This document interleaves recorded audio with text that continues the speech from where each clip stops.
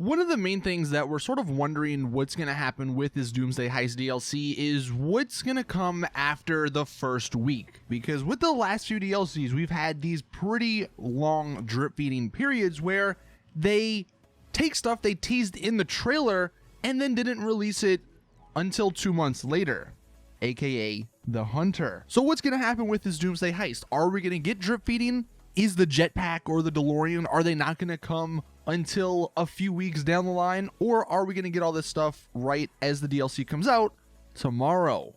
That's what we'll be taking a look at in this video, because I think Rockstar have dropped some clues. At least we can just put together the pieces of the puzzle to guess what's going to be the game plan. Now, tomorrow, December 12th, that is when the Doomsday Heist is releasing. And I think that everything they showed us in the trailer is going to be releasing tomorrow as well. One thing that this DLC has that none of the other previous drip feeding DLCs had is the Festive surprise, that Christmas update, and that's going to come into play here.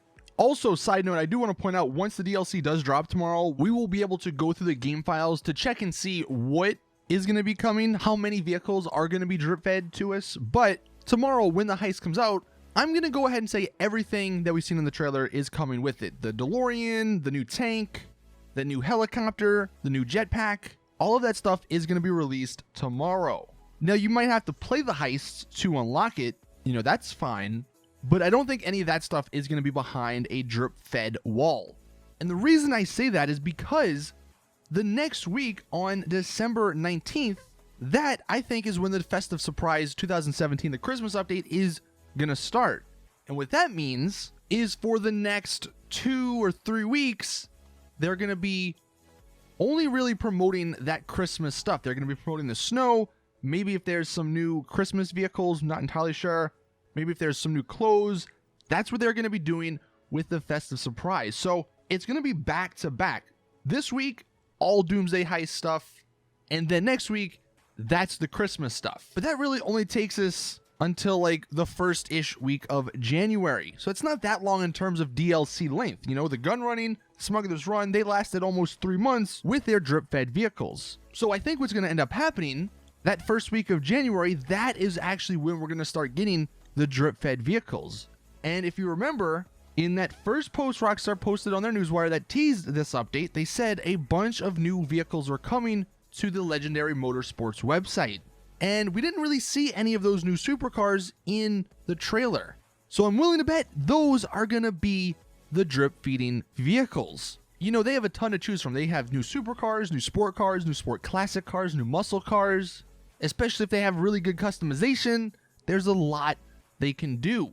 And let's just say there are 10 to 12 of these new Legendary Motorsport vehicles. That's 12 weeks. So that's what? Almost 3 months of content right there. So that takes us all the way to March. I know this is super far speculation, but March could be when we get that Hipsters 2.0 update, or the update that the leakers rumored was supposed to come this week. Now, the only problem is that the Valentine's Day update would be in the middle of that drip feeding stuff, but I don't believe they added anything last year for Valentine's Day, so I doubt they're going to do anything this year. They'll probably just make some sales on the old Valentine's cars, or maybe even one of the new drip-fed vehicles will be a Valentine's special, kind of like how the Vigilante was somewhat of a Halloween special. So if we take a look at it, this is basically what we get. December 12th, all the Doomsday stuff. December 19th, all the Festive stuff, and that leads us until like the first week of January.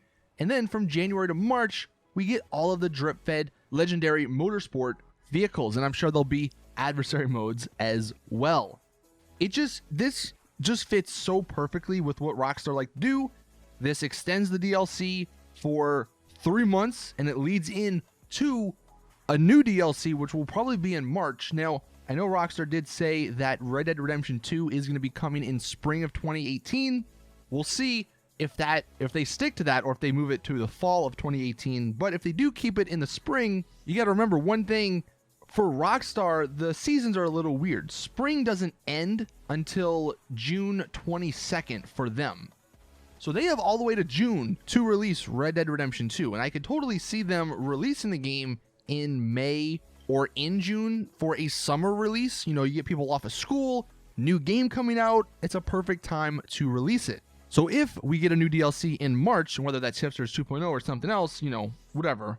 If we get one in March, I think with drip feeding, they can extend that March DLC through April and then through May to when Red Dead 2 comes out. I just think that is the most perfect scenario. It makes sense. It's logical. I just don't see them restricting the Doomsday content behind a drip feeding wall, just because it's not like gun running. It's not like Smuggler's Run, where the hunter, for example, that's not essential to completing the Smuggler Run missions.